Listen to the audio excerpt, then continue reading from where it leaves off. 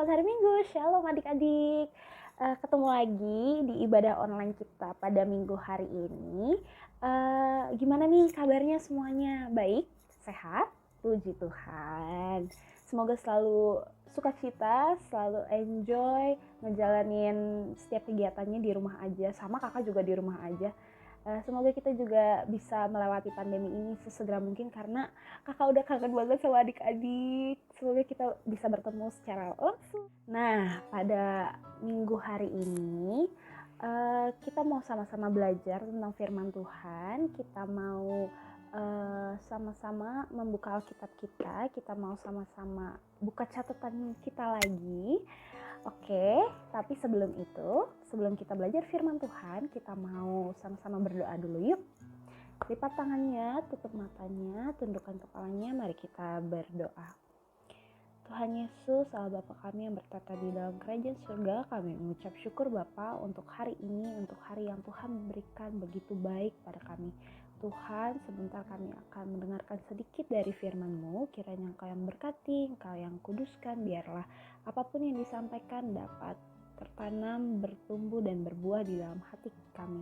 Tuhan, Engkau yang bukakan hati dan pikiran kami, biarlah apapun yang akan disampaikan oleh hamba-Mu, Kamaura, dapat menjadi rema dalam kehidupan kami yang mendengarkan. Terima kasih Bapak, terima kasih Tuhan Yesus, biarlah Engkau saja yang berbicara, kami siap untuk mendengarkan firman Tuhan. Tuhan, tapi sebelum kami mendengarkan firman Tuhan, kiranya Engkau yang hapuskan segala dosa dan kesalahan kami agar kami layak mendapatkan berkat-Mu. Di dalam nama-Mu kami telah berdoa, percaya dan mengucap syukur. Haleluya. Amin. Nah, pada kesempatan minggu kali ini kita mau sama-sama lagi buka catatan kita, buka Alkitab kita, sudah disiapin kan pastinya. Oke, kita mau sama-sama belajar tentang menjadi anak-anak terang. Nah, natsnya pada minggu hari ini diambil dari Efesus 5 ayat 8 sampai 9. Oke, kita buka Alkitab kita. Efesus 5 ayat 8 sampai 9. Sudah ketemu? Oke. Di bawah perikop hidup sebagai anak-anak terang. Karena ini cuma 2 ayat, ayo kakak mau ajak adik-adik semua buat kita baca bareng-bareng ya. Efesus 5 ayat 8, 1, 2, 3 ya. Memang dahulu kamu adalah kegelapan, tetapi sekarang kamu adalah terang di dalam Tuhan. Sebab itu hiduplah sebagai anak-anak terang. Ayat 9, karena terang hanya berbuahkan kebaikan dan keadilan dan kebenaran. Amin. Sebelum kita mulai ke firman-Nya, kakak mau cerita. Jadi pas itu, kakak nih hobi naik gunung. Nah, kalau misalkan naik gunung itu, pas mau perjalanan ke base camp, itu tuh naik motor. Dan pas itu kakak pergi itu malam hari. Kondisinya pasti gelap dong, gelap. Tapi motor kakak karena ada lampunya dia terang, jadi bisa nyinarin jalannya itu. Terus di suatu daerah hampir mau sampai ke base camp naik gunungnya itu, tiba-tiba motor temen kakak itu lampunya mati. Jadi dia sama sekali nggak bisa ngelihat jalan di depan dia. Otomatis ya kita harus tunggu sampai pagi supaya kita bisa berangkat ke base campnya itu. Karena kalau misalkan kita paksain untuk tetap jalan, takutnya di jalan nanti ada apa-apa, atau takutnya nanti ada lubang besar kita nggak bisa lihat, karena fungsi lampu tersebut adalah untuk menerangi jalan supaya si pengendara bisa ngelihat apa yang ada di depannya, betul kan? Nah, sama juga nih ke firman kali ini. Menjadi anak-anak terang berarti menjadi anak-anak yang bisa menerangi sekelilingnya, bisa menerangi sekitarnya. Kita mau bedah satu-satu, apa sih yang dimaksud terang? Kakak udah bikin catatan di sini karena kakak udah research sebelum kakak mau firman pada minggu hari ini. Jadi terang itu menurut KBBI, terang adalah yang menyebabkan segala sesuatu dapat kelihatan, cerah, nyata. Benar dong, karena terang kita bisa ngelihat teman kita. Karena terang kita bisa baca. Karena terang kita bisa beres-beres rumah, nyapu, bisa kelihatan debunya di mana, bisa kelihatan mainan kita, ya kan? Tapi kalau misalkan gelap, ya nggak bisa ngeliat apa-apa. Coba aja, kalau siang mungkin lampu dimatiin masih terang karena masih ada matahari sebagai benda-benda penerang. Tapi kalau misalkan kalian tutup mata, coba kalian jalan, kalian takut nggak ngerasanya? Pasti takut nabrak, takut di depannya ada lubang, takut jatuh, pasti ada rasa cemas yang ditimbulkan, ya kan?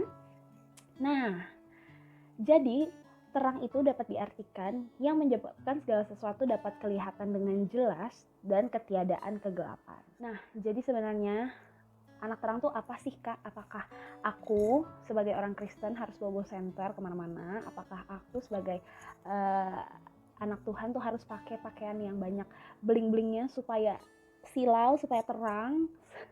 Ya nggak gitu juga. Jadi seseorang dapat dikatakan anak terang itu saat dia sudah percaya sama Tuhan Yesus. Nah, tapi kalau percaya doang, nggak ditunjukkan dengan kelakuan yang baik, yang benar-benar menunjukkan bahwa aku nih anaknya Tuhan, aku nih seseorang yang memang percaya sama Tuhan Yesus, ya sama aja dong, bohong. Jadi iman tanpa perbuatan apa? Bohong. Perbuatan tanpa iman sombong. Jadi dua hal itu harus dibarengi. Nah, gimana sih karakter atau sikap kita yang seharusnya kita lakukan sebagai anak-anak terang? Kakak udah ngerangkum, ada 3. Yang pertama, siap-siap catatannya. Yang pertama, kebiasaan kita. Jadi dari perilaku kita, kebiasaan kita harus menunjukkan bahwa kita benar-benar bergaul akrab dengan Tuhan Yesus. Percuma kalau misalkan kamu bilang aku percaya sama Tuhan, aku sayang sama Tuhan Yesus, tetapi pada kenyataannya kamu berdoanya jarang, kamu baca Alkitabnya bolong-bolong.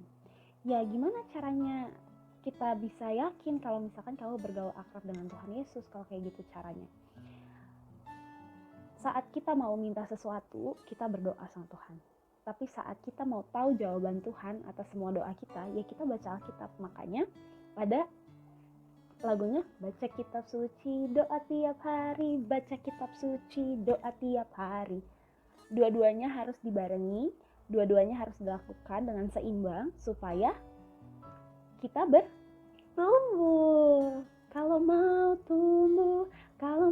tumbuh, beri haleluya, baca kitab suci, doa tiap hari kalau mau tumbuh. Jadi kita sama-sama belajar mulai saat ini, mulai hari ini. Kita datang sama Tuhan bukan karena maunya kita doang, tapi memang sungguh dari dalam hati kita mau mengucap syukur, kita mau berterima kasih sama Tuhan untuk hal-hal yang udah Tuhan bikin di kehidupan kita.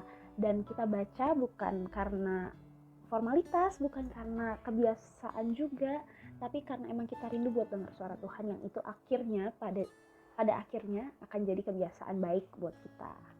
Gitu. Kedua, nah, sebagai anak terang, kita harus menggunakan waktu yang ada dengan baik. Menggunakan waktu yang ada dengan baik itu seperti apa sih? Jadi misalnya, kalian punya tugas dari sekolah, karena sekolah sekarang online kan. Kalian dapat tugas, kalian bisa kerjain, langsung kalian kerjain. Jangan kalian tunggu, karena ini deadline-nya tuh masih lama, masih minggu depan, udahlah nanti aja dulu. Nanti aja aku kerjainnya kalau misalkan aku lagi mood, nyari mood. Nggak boleh kayak gitu, karena siapa tahu banyak hal yang bisa kita lakukan, banyak hal yang bisa kita kerjakan lagi, maksudnya lebih banyak lagi saat kita sudah menuntaskan pekerjaan yang memang sewajibnya kita kerjakan. Gitu. Yang ketiga adalah menyerahkan kehidupan kita sepenuhnya kepada Allah. Nah, jadi pas itu kakak pernah ini kan baca gitu suatu cerita.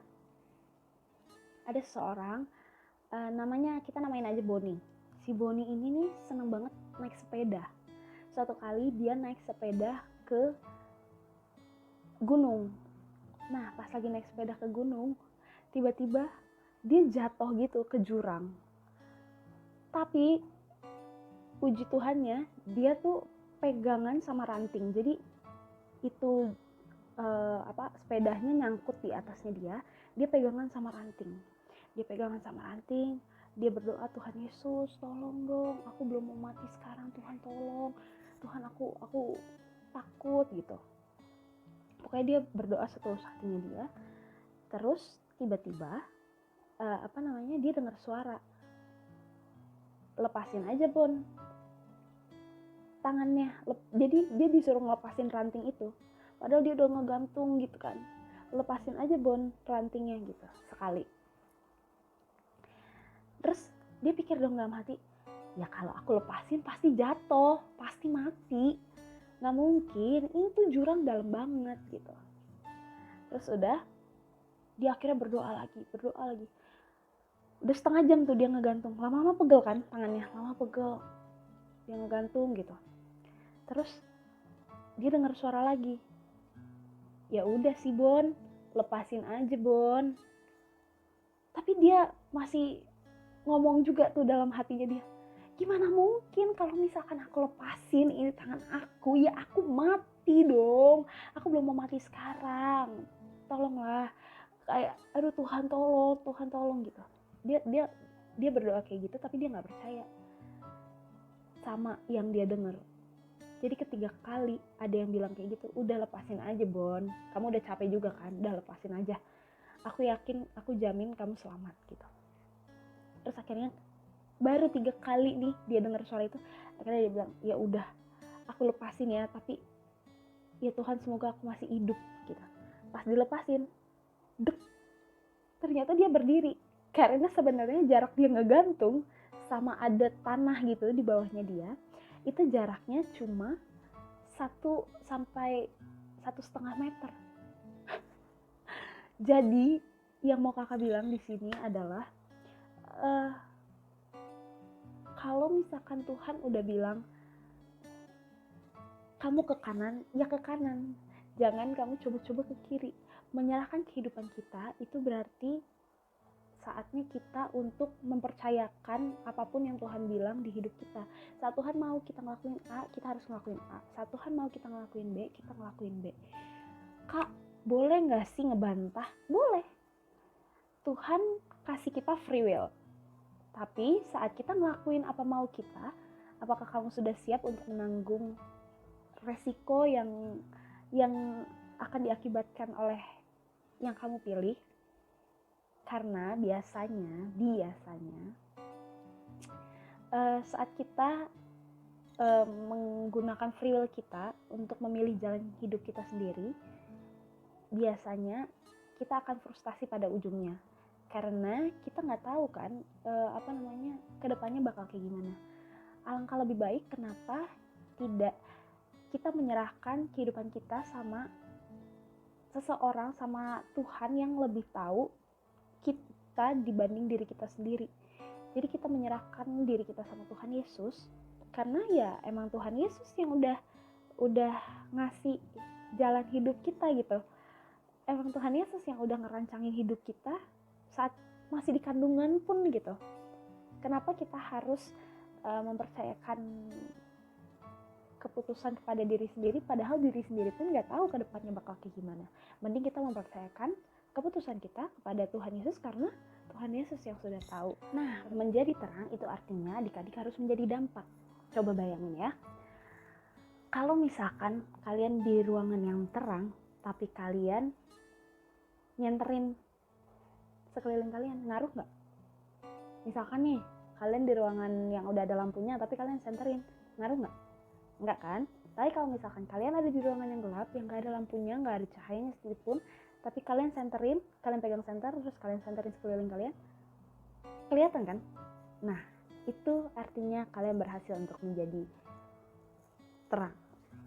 Nggak salah untuk menjadi terang di antara terang, tetapi menjadi terang di antara yang gelap itu lebih luar biasa. Nah, kalau kalian sudah bisa menjadi terang di antara kegelapan, itu artinya kalian sudah bisa berdampak. Dampaknya apa? Membawa dampak 3 itu, yang pertama kebaikan. Contohnya kayak misalnya kalian ngelihat orang yang kesusahan terus kalian bantuin, atau kalian mengerjakan ujian terus dapat nilai bagus dan itu membanggakan orang tua kalian, itu juga dampak kebaikan. Terus yang keadilan, kalian berlaku sama, memperlakukan A dan memperlakukan B itu sama, seimbang, itu keadilan. Terus kebenaran, kalian selalu berkata jujur, tidak berbohong, itu dampak kebenaran. 3 ini adalah buah-buah dari anak-anak terang. Tadi gimana? Sebagai anak terang kita harus menjadikan itu sebagai kebiasaan, terus mempergunakan waktu yang ada dan menyerahkan seluruh kehidupan kita kepada Allah. Jadi adik-adik, semoga kita selalu bisa untuk terus belajar menjadi anak-anak terang, karena jujur sampai detik ini juga kakak masih belajar. Bukan yang karena kakak udah firman gini kakak jadi udah fasih gitu jadi anak terang, ya enggak juga. Kakak juga masih belajar, kita sama-sama belajar untuk terus menjadi dampak bagi dunia ini. Kita sama-sama belajar untuk terus menjadi anak-anak Tuhan yang takut akan Tuhan. Oke?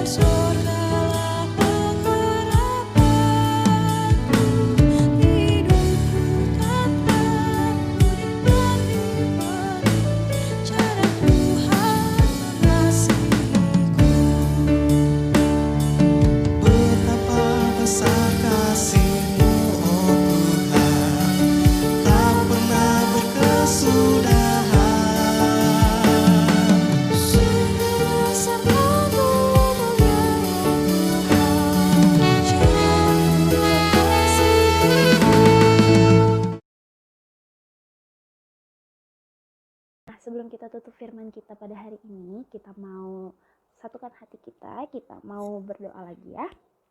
Lipat tangannya, tutup matanya, tundukkan kepalanya, kita mau bersatu di dalam doa. Tuhan Yesus, terima kasih untuk hari ini, untuk setiap firman yang sudah disampaikan oleh Kak Maura. Tuhan kiranya apapun yang telah disampaikan dapat bertumbuh, berbuah di dalam hati kami.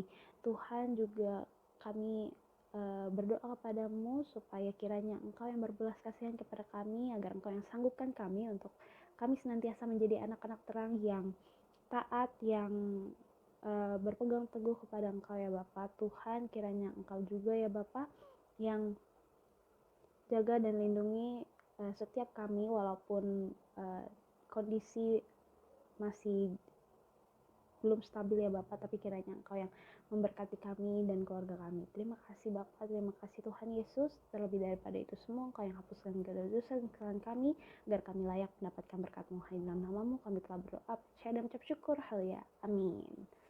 Oke, selamat hari Minggu adik-adik. Shalom.